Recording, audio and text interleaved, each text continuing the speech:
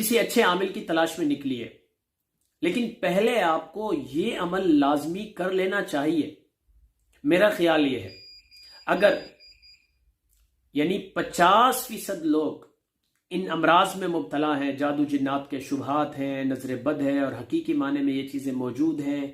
تب بھی، اور حقیقی معنی میں یہ چیزیں موجود نہیں، کسی توہم کا شکار ہیں، کسی قسم کا شبہ ہو گیا ہے آپ کو،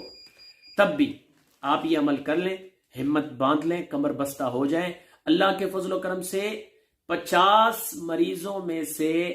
30 سے 35 مریض ایسے ہوں گے جو ابتدائی طور پہ اپنا علاج خود گھر میں کرنے میں کامیاب ہو جائیں گے۔ اگر 100 مریض ہیں، 100 میں سے آپ سمجھ لیں کہ 70-75 لوگ ایسے ہوں گے جو اپنا علاج خود کرنے میں کامیاب ہو جائیں گے۔ تو آپ کو سب سے پہلے اپنا علاج خود ٹرائی کرنا چاہیے۔ عمل یہ ہے، نوٹ فرما لیں، منزل کی ایک کتاب ملتی ہے، آپ موبائل میں بھی ڈاؤن لوڈ کر سکتے ہیں،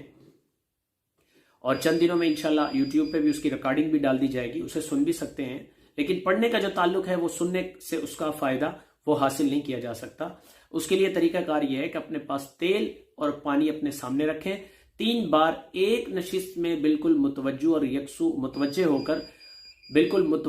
کر اور یکسو قلب ہو کر آپ یہ عمل کر لیں۔ 3 بار منزل آپ نے پڑھنی ہے، تیل پانی پہ دم کر دیں، یہ پانی روٹی، ہانڈی، چائے، لسی، دودھ میں استعمال کریں،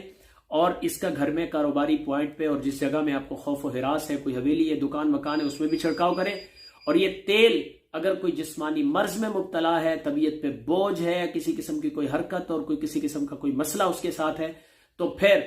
وہ یہ تیل اپنے پورے جسم پہ مالش کر کے 1 گھنٹے کے بعد غسل بھی کر لے، اور رات کو اگر مالش کرتا ہے تو صبح غسل کرتا ہے تو تب بھی مطلب بہترین ہے، اور اس میں بھی کوئی حرج نہیں۔ یہ عمل کرنے کے بعد ہر شخص پھر کسی اچھے عمل سے رجوع کرے، انشاءاللہ ثم انشاءاللہ، 75% لوگ یا 50 میں سے 35% لوگ اللہ کے فضل و کرم سے جو ہے گھر میں اپنا علاج خود کرنے میں کامیاب ہو جائیں گے۔ والسلام، دعاؤں کی درخواست۔